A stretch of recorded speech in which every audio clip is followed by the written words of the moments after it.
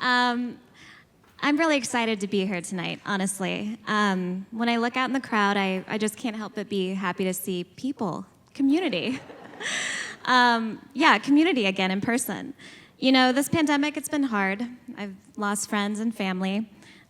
Seeing complete strangers struggle across the country. The constant fighting between what people feel is right or wrong and how we work through this pandemic. It's been really hard.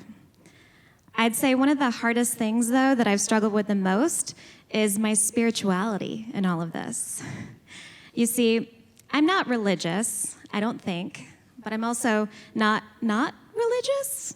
I believe in the power of prayer, and I believe in being spiritual, but having all the answers is something I just don't know. Is there a dude hanging out in a golden chair in a place called heaven? Maybe? I don't know. Do I wish it was some version of Dolly Parton playing the banjo to a crowd full of guardian angels? Hell yeah, absolutely. But I do know that as growing up as a child, having someone or something I could talk to about my problems, my hopes, my dreams, my aspirations, it was really important for me as a child. The idea of giving it up to God was always this weight off my shoulders, like I didn't have to figure it all out right now. As a child, being able to not hold the burden of the world on my shoulders, to give it up to something higher, was really helpful for me. And this pandemic, it just has me missing some sort of relationship like that again, that safety, that partnership, and something higher. You see, I was raised Southern Baptist, and as a kid, I took everything literal. I'm talking literal. So when I was told that in order to be saved, I needed to ask Jesus to come live in my heart, I took the assignment really seriously. I grabbed a pen and paper, and I sat down and I mapped out a blueprint of the inside of my heart. I thought, if Jesus is gonna live in my heart, it's gonna be like the most pimped out heart of all the hearts.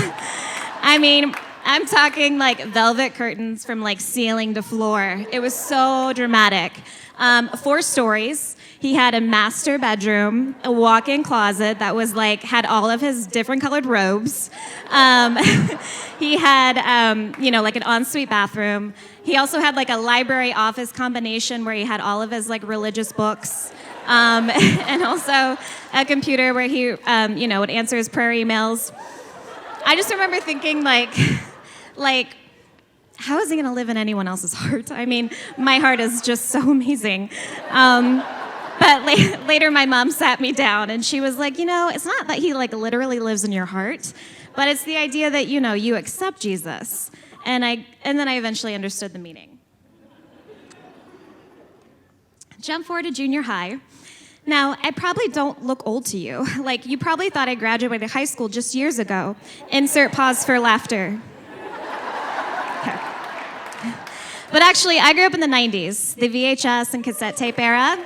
Yes. Full House, Growing Pains were like 2 of my favorite shows.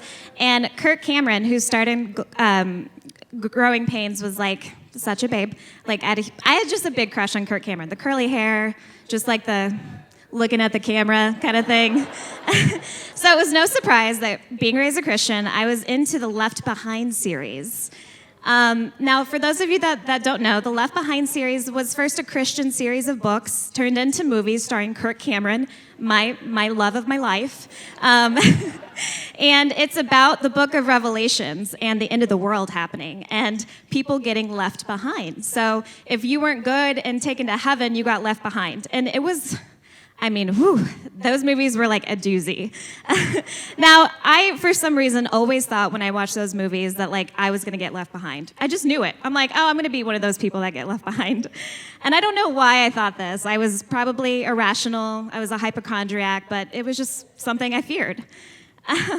One memory that sticks out to me growing up was I was at my house walking around.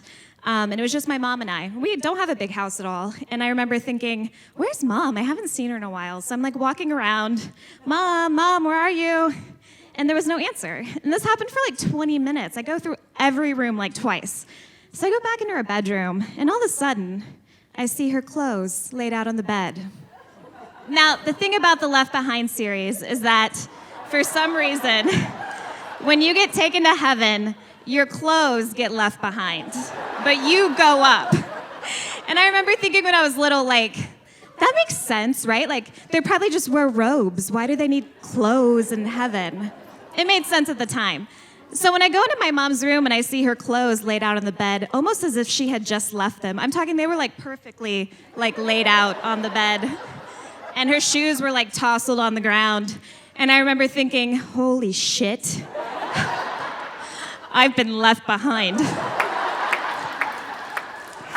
I started freaking out, man. I was freaking. And you know, I've always thought I was gonna get left behind, right? So I run through the scenarios in my head. Okay, Sarah, you've thought about this, you've planned this. Do I have access to bank accounts? No.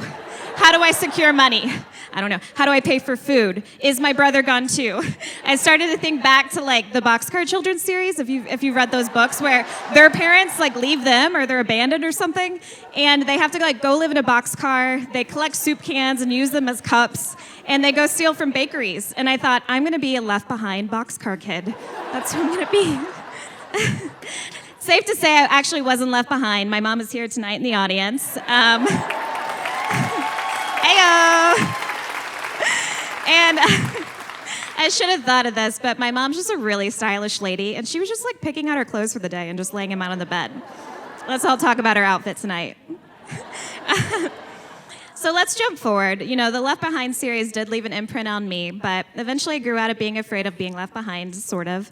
And I moved on from Kirk Cameron and became slightly obsessed with Meg Ryan. I know that might be a little weird, but I always thought she was drop-dead gorgeous and played in the best movies. Two of my favorite movies growing up was You've Got Mail and City... Oh, hey, okay. And City of Angels. Okay. Now, I'm sure some of you have seen You've Got Mail, but for those of you who don't know the movie City of Angels, it's basically about a bunch of angels that live in New York City, and they follow people around. Some are like guardian angels of people, and others, like Nicolas Cage, who also stars in the movie, walks around and just kind of like checks people out. Meg Ryan in the movie is a doctor, and she's working to save lives in the hospital where Nicolas Cage goes because he meets people when they die in the hospital. So honestly, like, this movie is my recap from like 20 years ago, so just bear with me here, okay? In the movie, it's no surprise that Nicolas Cage falls madly in love with Meg Ryan because, let's be honest, she's a total smoke show. But it's weird because Nicolas Cage is like invisible. He's an angel. So Meg Ryan has no clue that this angel is like following her around all day, like in love with her. So he's like looking over her shoulder, checking out her files. He's like smelling her hair, stuff like that. Like, it's really creepy when I say it out loud, but at the time I thought, what a dreamboat. He's so endearing. I just love him so much. Forbidden Love, the tried and true ultimate love story. Now, I remember when I was watching this movie, I remember thinking, like, holy shit, like, what if my guardian angel is like some hot version of Jonathan Taylor Thomas, and they're gonna like fall in love with me? I started to become super aware of everything I was doing. The way I'd brush my teeth and look at myself in the mirror, what I wore to bed. Like, I thought I was like the star of my own movie for weeks, months, years. I just kept thinking, like, what if my guardian angel falls in love with me? And then also, like, what if I accidentally pick my nose in front of them too? So, scary. Still to this day, I sometimes think about how there could be spirits or angels all around me at all times, and then I start to get a little self-conscious again. Going to college actually was a big eye-opener for me. It was a place that I could open up my eyes to more religions, to the idea of questioning my faith, understanding of what I knew, and I started to look at the world on a broader scale. The literal interpretations I took with me as a child began to morph and shape into a better understanding of something higher but less ominous.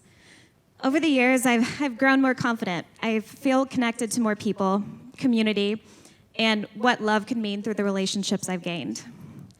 It wasn't until recently, when my grandmother passed away, that I started to really think about religion again, about spirituality. You see, she's a diehard Christian and has been her whole life, and that dedication, that love and acceptance of something higher, of something more than herself, I just think that's beautiful, and I want to try to honor that too. I miss that feeling, to be honest with you. She truly believed that when she died, she was going to heaven, and I think that's just beautiful. Last year, I had my second child, and I could have sworn that I felt her presence in that room that night. I get cold chills thinking about it sometimes. It wasn't in some sort of like creepy Nicolas Cage way, but it was like, it felt like love, and it felt like her. Yeah. I guess spirituality for me is love. It's the memories we hold. It's the kindness we extend. It's the meaning of something beyond just me and beyond us. This is why I never know how to explain what do I believe or are you religious? I guess I know how I feel. I feel love. I feel joy. I feel pain. I feel nervousness. I feel empathy for others. And I think that being spiritual or religious will always be a constant journey for me, and that's okay, as long as I just don't get left behind.